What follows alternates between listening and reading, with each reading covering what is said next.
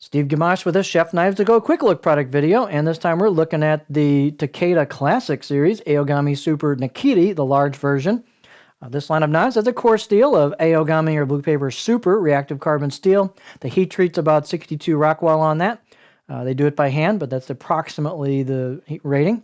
The construction is an iron cladding over the top of that, and I've got a typo on my sheet there, Aogami Super.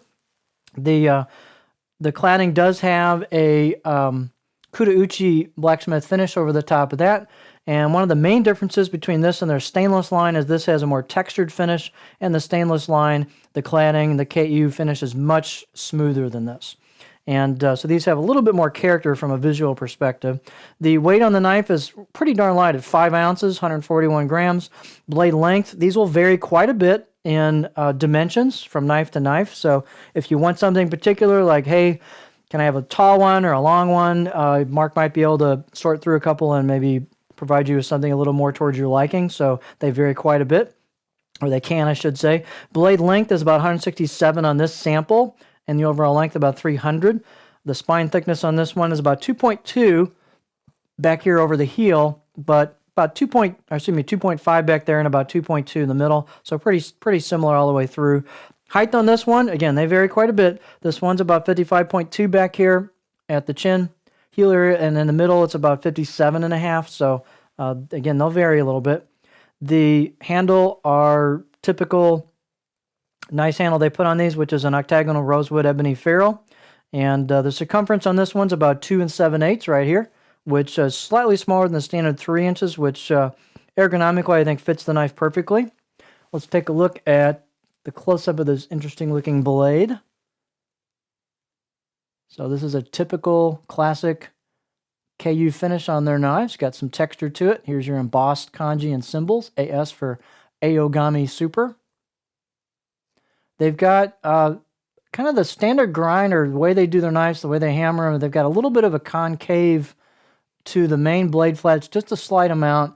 And then they've got a beautifully convex, it's very low grind, but they've got a convex character to that flows right into the edge. So there is no secondary edge bevel on these. It's called a zero grind. So this goes right out directly to the edge, and these babies are screaming sharp right out of the box. And this thing is, I've been using this one because I've been looking for a Nakiri.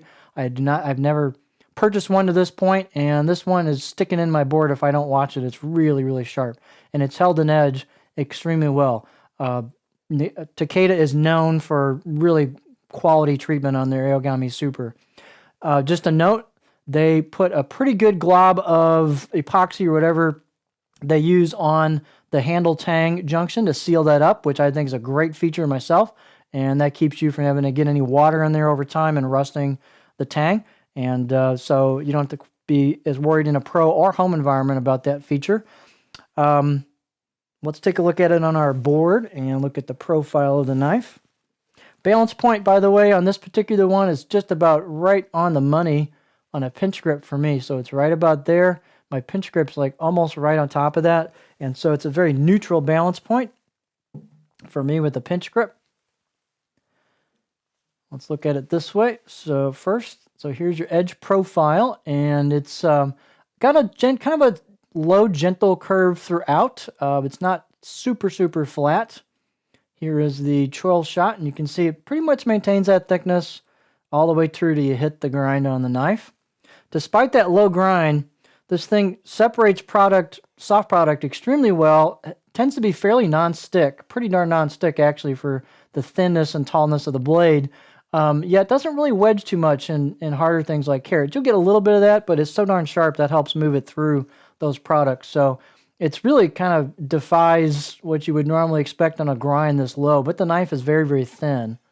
The blade is quite thin. Here's your profile. This has a pointed tip on it, which you give up some of that rock ability that you would have with a curved point, or I shouldn't say point, but a curved end on a Nakiri. This one, though, you can be precise. If you want to slice strips of pepper, you can put the tip on the board and use that.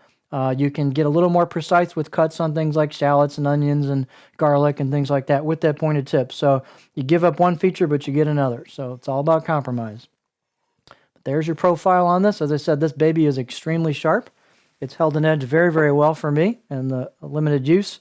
The patina on this is developed slowly, so I don't think they're very particularly reactive at all, at least so far in my experience.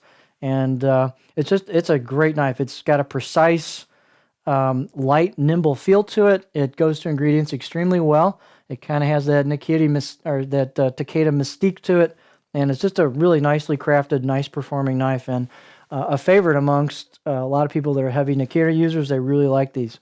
So there you have the Takeda Classic Aogami Super Nakiri in the large version.